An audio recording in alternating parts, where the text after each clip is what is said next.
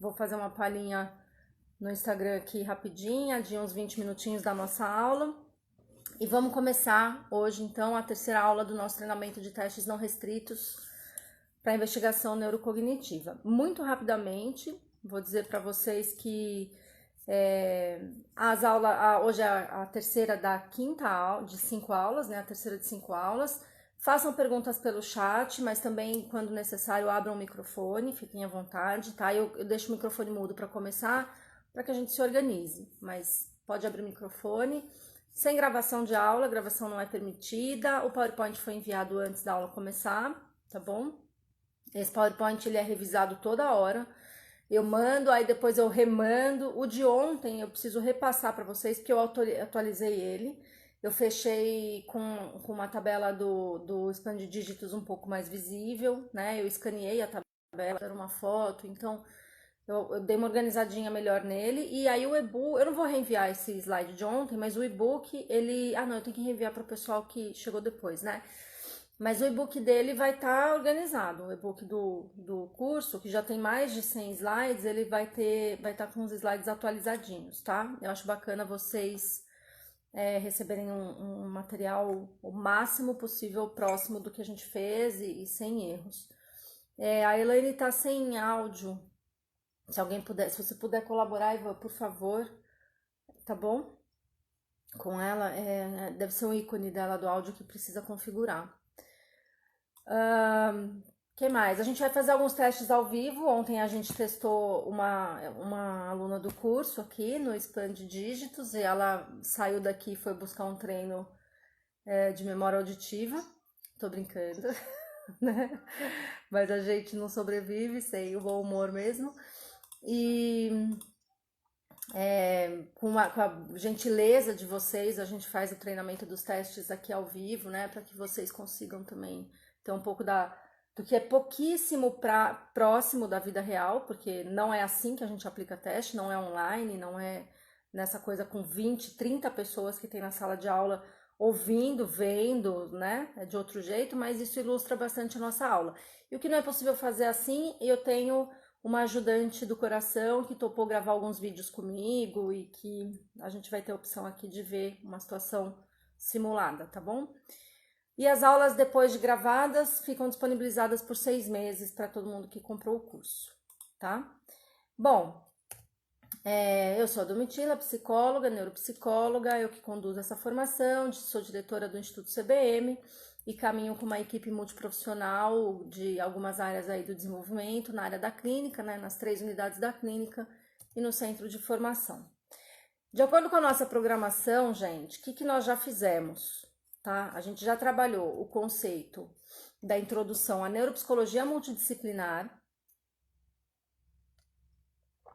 Para quem ainda não teve a oportunidade de acessar a primeira aula do curso, a primeira aula foi uma aula sobre a dessensibilização para uma testagem não restrita, o comprometimento com a neuropsicologia multidisciplinar, a noção de que a neurociência e a neuropsicologia, portanto, enquanto um braço da neurociência, é uma área do desenvolvimento humano e ela não é uma área de pertencimento da psicologia, que esse é um conceito que precisa ser rompido e que eu estou caminhando aí em direção à busca da Sociedade Brasileira de Neuropsicologia para o rompimento dessa ideia equivocada de que a psicologia é dona da neuropsicologia, não é.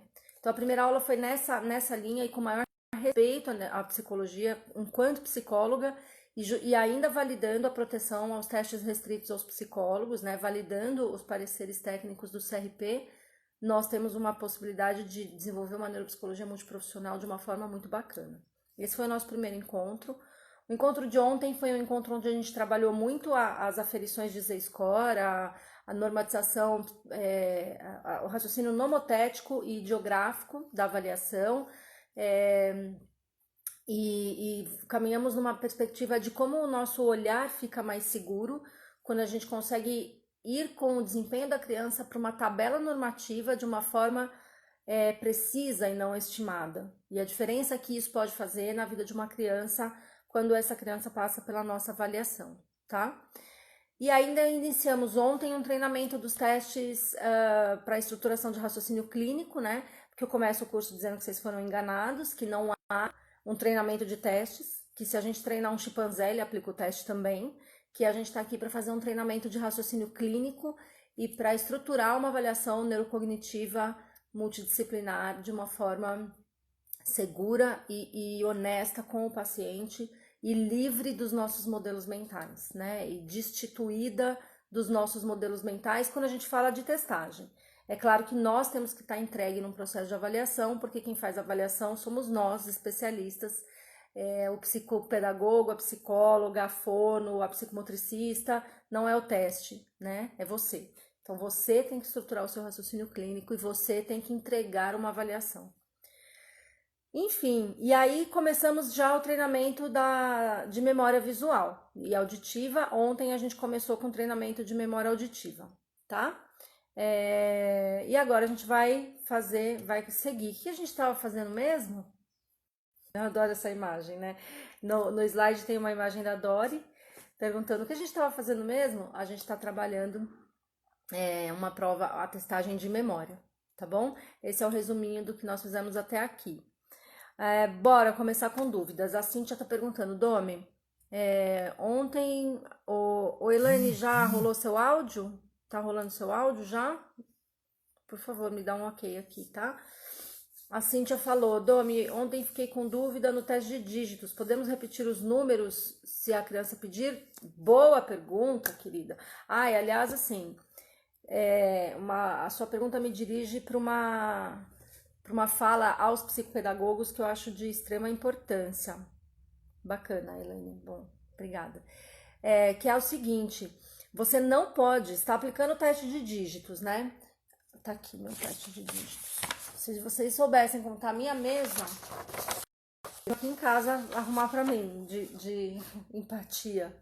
Deixa pra lá. Desculpa o desabafo. É assim, ó, vamos lá, você tá no teste de dígitos. Na instrução, você vai dizer para ela, o livro que carrega o teste te dá a instrução literal, tá?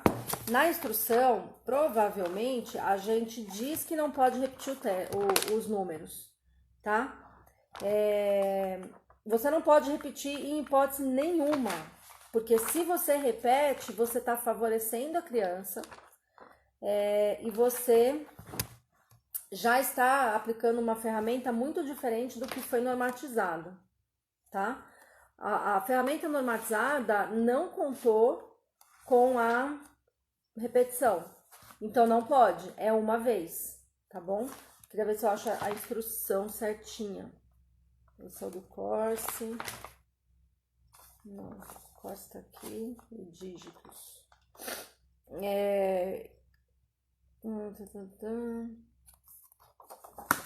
Vamos ver, ó. Dei as instruções.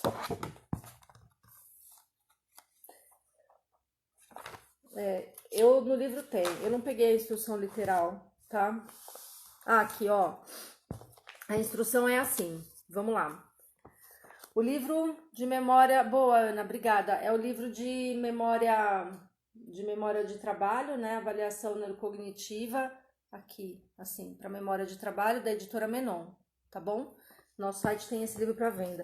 Ó, eu vou falar números em uma sequência determinada. Quando eu terminar, quero que você repita os números na mesma ordem.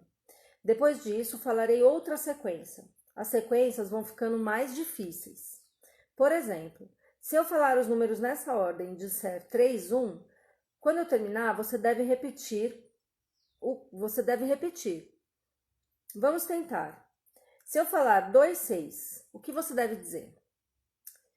Por favor, espere até que eu termine. Então, não está dizendo que não pode repetir, mas não pode repetir. E isso é uma fala que eu queria trazer, porque assim, os testes têm que ser aplicados, a ferramenta testes, quando, do ponto de vista normativo, ela tem um engessamento mesmo, ela é estruturada e rígida, essa estruturação, de acordo com a normatização, tá? Então, por exemplo, você não pode fugir da orientação do teste nem um pouquinho. Mas ele estava distraído, é um dado clínico.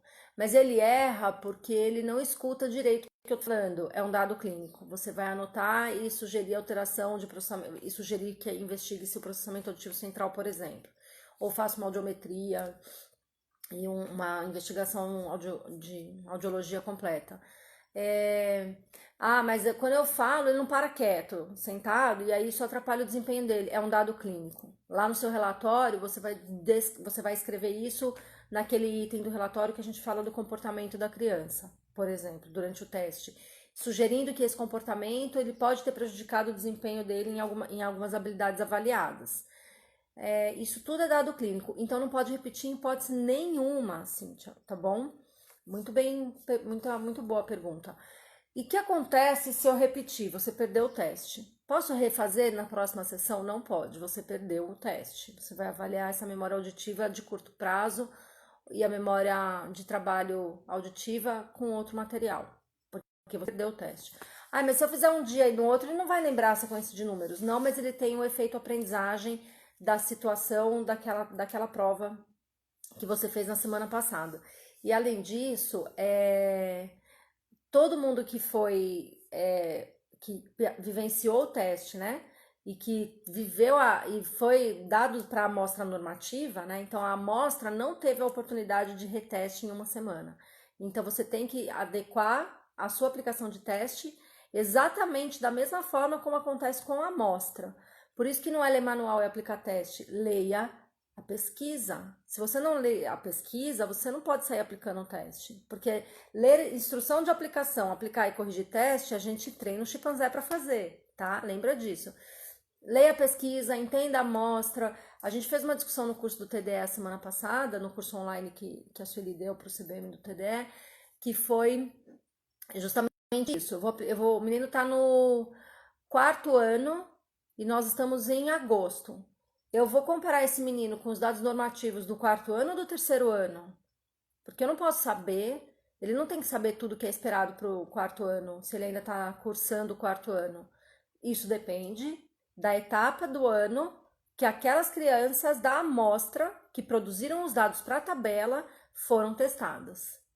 Então, depende do dado normativo. Se a coleta foi feita em agosto e a gente está em setembro, você compara ele com o ano em curso.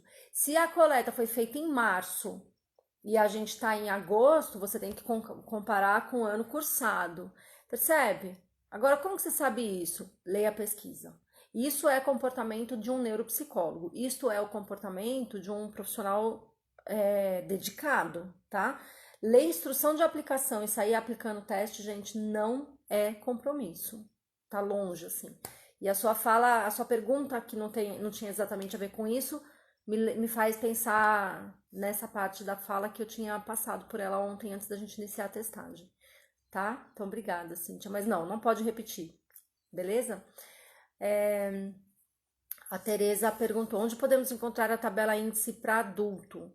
Ontem realizei o teste com meu marido e ele quer saber o resultado. Eu vou trazer, Tereza, tá bom? Se você puder me mandar no WhatsApp os dados do seu marido, eu posso te passar os dados normativos do adulto. Mas o span de dígitos do adulto, no livro das meninas, não tem. Essa tabela, a pesquisa que nós temos para o span de dígitos, que não é restrita, ela é para criança. Ela foi normatizada por idade e ela foi normatizada por série, né? Por escolaridade.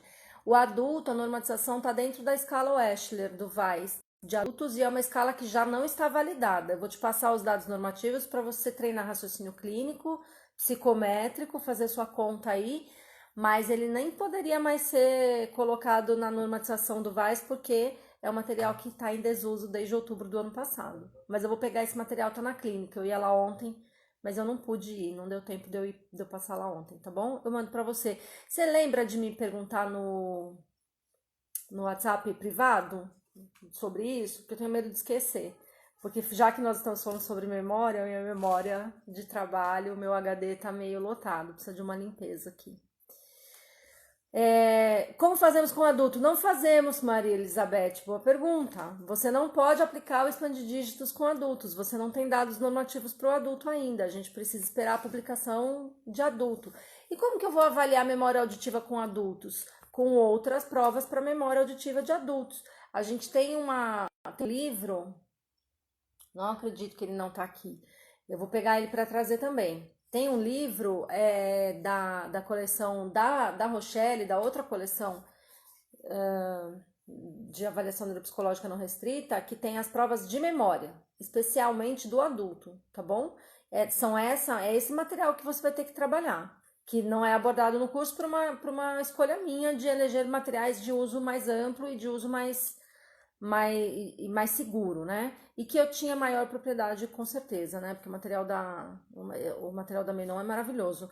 Mas você não pode aplicar expande dígitos com adultos. Se você aplicar com adulto, você tá aplicando uma tarefa ecológica, chama assim, para raciocínio qualitativo. Mas na sua avaliação, você não pode considerar esta como uma tarefa normatizada, tá bom? É para engrossar o caldo seu raciocínio qualitativo. Você não pode fazer o que a gente fez ontem, de pegar o desempenho da Cíntia e botar na tabela da criança de 10 anos. A gente fez isso para aprender a fazer a conta. Mas não existe fazer isso. Ah, e se meu paciente tem deficiência intelectual, eu posso aplicar e colocar, porque ele fez avaliação com uma profissional que disse que a idade mental dele é de 4 anos. E ele tem 8. Aí eu apliquei. Eu posso comparar ele com a criança de 4 anos? Nunca. Não pode.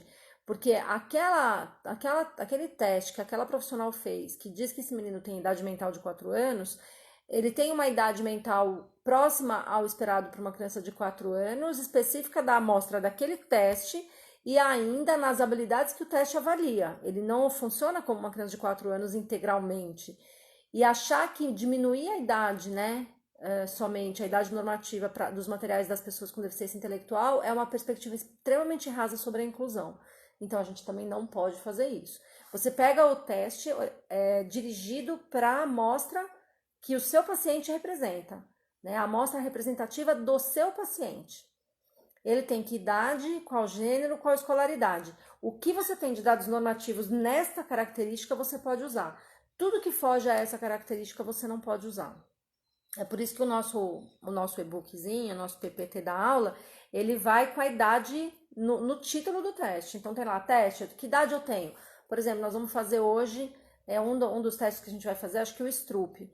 Ele vai vir com... Tem gaps, assim, tem um gap da tabela dos adolescentes. O adolescente tem um gap de pesquisa, infelizmente.